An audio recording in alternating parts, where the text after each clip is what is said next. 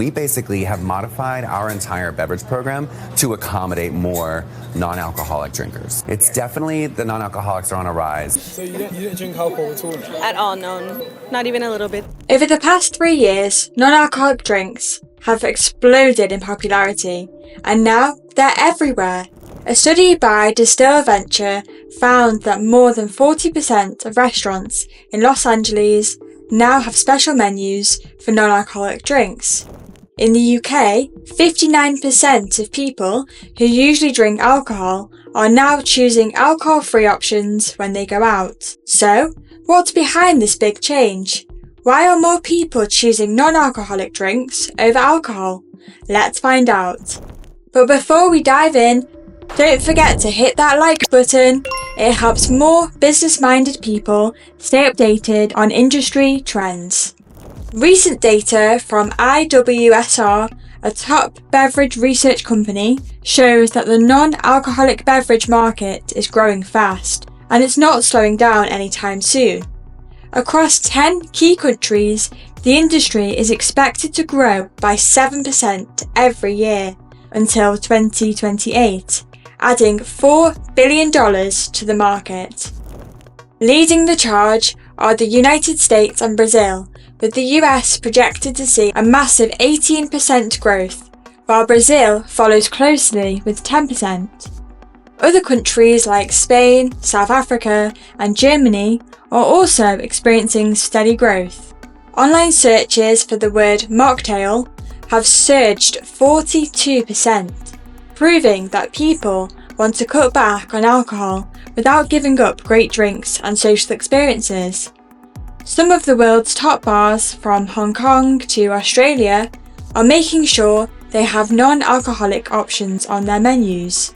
It's not just consumers who are embracing the rise of alcohol-free beverages. Major industry players are diving in too. Big players like Athletic Brewing, AB, InBev, and Heineken have been running the show in the non-alcoholic beer market since 2017. Athletic Brewing recently secured funding that values the company at $800 million, showing how big the industry has become. And it's not just companies, celebrities are getting involved too. Actor Tom Holland jumped into the game with Beero, a non-alcoholic beer brand, in 2024. Since October, Beero beer has started appearing in restaurants across New York and Los Angeles. Well done. What do you hope people take away from Beero or enjoy about it? I really built this for myself because I was missing a product that made me feel included. And when I got sober and I started kind of venturing into the non-alc world, I started realizing that there was a void for a true premium brand. So the goal with this was to create something that stands out, but ultimately helps people fit in. This shows that this shift isn't just a passing trend. It started over a decade ago, got a boost during the pandemic, and is now a permanent fixture in the drinks industry. But what exactly is fueling this massive boom? Let's break it down. One of the biggest reasons for the rise of non-alcoholic drinks is health awareness. More people are realising that too much alcohol has serious health risks, and they're looking for healthier alternatives. According to the World Health Organization, alcohol is responsible for 2.6 million deaths every year and contributes to countless health issues worldwide.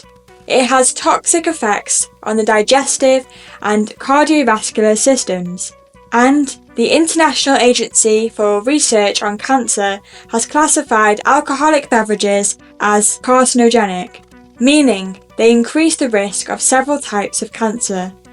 The liver takes the biggest hit. Heavy drinking can inflame the liver, and in severe cases, liver cells die and are replaced with scar tissue, leading to cirrhosis, a permanent, life-threatening condition. At this stage, the only solution may be a liver transplant. It also affects the brain. Ever wonder why drinking affects memory and coordination?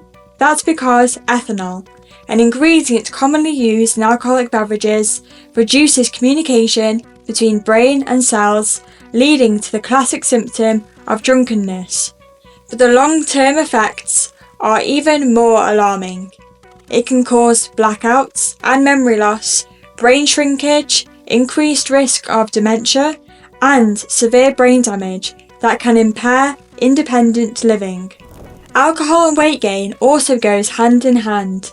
Alcohol is the second most calorie-rich nutrient after fat, containing about 7 calories per gram. That's why frequent beer drinking is often linked to weight gain and an expanding waistline, better known as the beer belly. With all this in mind, it's no surprise that people are cutting back and choosing non-alcoholic alternatives instead. And the benefits go beyond just avoiding hangovers. Switching to non-alcoholic drinks can actually improve your overall health. Studies show that reducing alcohol intake lowers the risk of heart disease, strengthens your immune system, and even helps you avoid common illnesses like colds and the flu. While it's true that some non-alcoholic wines and beers contain more sugar than their alcoholic counterparts, they still have significantly fewer calories. That means you can enjoy your favourite drinks without worrying as much about unwanted weight gain. Another reason for the rise in non-alcoholic beverages is mental health wellness. Alcohol has long been the go-to for relaxation, fun, and unwinding after a tough day. But what many don't realise is that alcohol is a depressant. Sure, it might give you that initial buzz, but in the long run, it messes with your brain chemistry, making stress, anxiety, and even depression worse. Ever woken up feeling anxious or just off after a night of drinking? That's because alcohol disrupts your mood and slows down brain activity. In fact, research shows that 25% of people dependent on alcohol in England are also on medication for anxiety, depression, or sleep issues. A 2019 DrinkAware study also found that 60% of young adults between 18 to 34 feel pressured to drink, and most regret it afterward. This is exactly where non-alcoholic drinks come in. Unlike alcohol, which depletes serotonin and dopamine levels, these alternatives let you enjoy the moment without the mental crash afterward. Studies have shown that non-alcoholic beverages can still boost dopamine, giving you the same relaxing, happy feeling without the risks of alcohol. Some non-alcoholic beverages even contain adaptogens. These natural compounds help your body manage stress, keeping you feeling balanced and in control. In other words, you still get that feel-good effect without the downsides.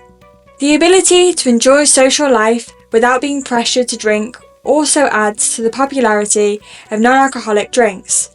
There was a time when choosing not to drink made you stand out, and not in a good way. People would ask, "Why aren't you drinking?" as if saying no to alcohol needed an explanation. But times are changing, mindful drinking is on the rise, and sober socialising is no longer seen as weird or boring. These days, more people are choosing non-alcoholic beverages while still hitting up bars, parties, and celebrations. No more awkward excuses, just better choices. Isn't that refreshing? Drop your thoughts in the comments and don't forget to subscribe before we move on. While alcohol has been the default at social gatherings for ages, drinking doesn't always make an event better.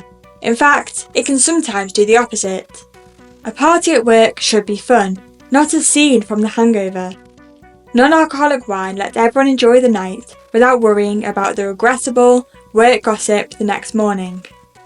At a kid's birthday, a non-alcoholic beer lets you enjoy a refreshing drink without setting a bad example for the kids.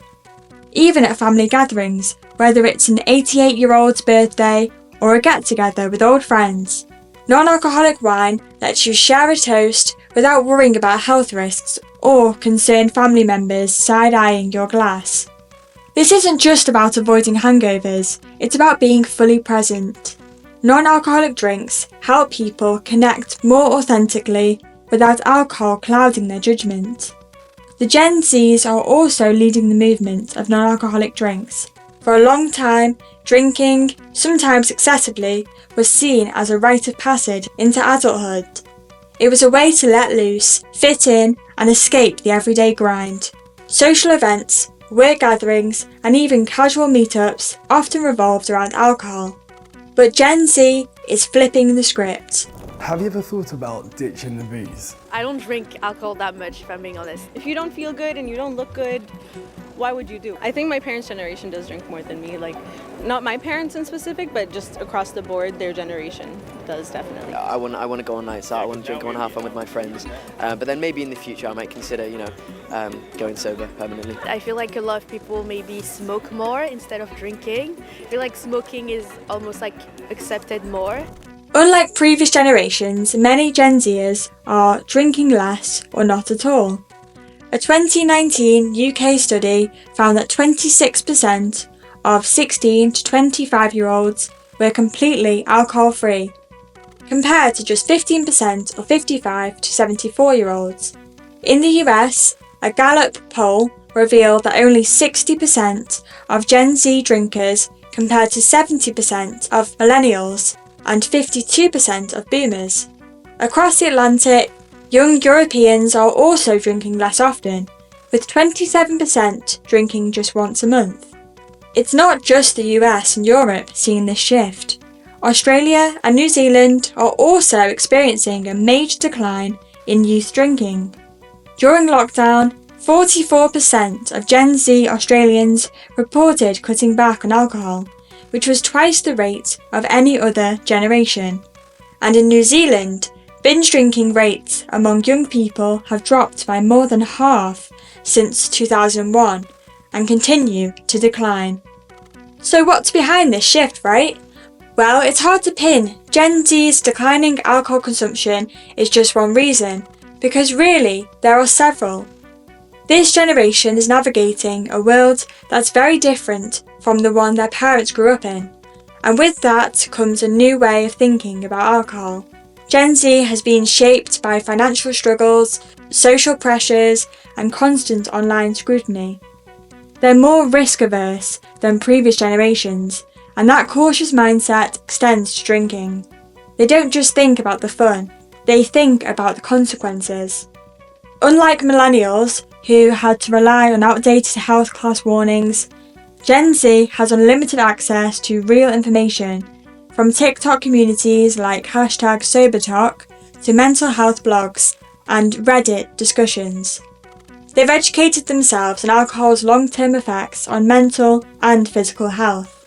They're not just hearing drinking is bad from authority figures, they're actively educating themselves about the complexities of addiction, anxiety, and psychological impacts. Google's research revealed a telling shift in perspective. 41% of Gen Zers now associate alcohol with concepts like vulnerability, anxiety, and abuse. This deeper understanding has naturally led many to approach drinking with greater caution and skepticism. But it's not just about personal health. Drinking comes with social risks too. Unlike previous generations who might have had a few wild nights with only a friend's memory as evidence, Gen Z lives in a world where everything is documented. A Google study found that 49% of Gen Z worry about their online image when socialising, and 76% say they want full control over their lives at all times. The idea of making a mistake and having it go viral, that's enough to make anyone reconsider getting drunk.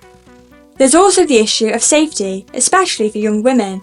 Reports of drink spiking in bars and clubs have heightened awareness about vulnerability in social settings, prompting many to reconsider their drinking habits.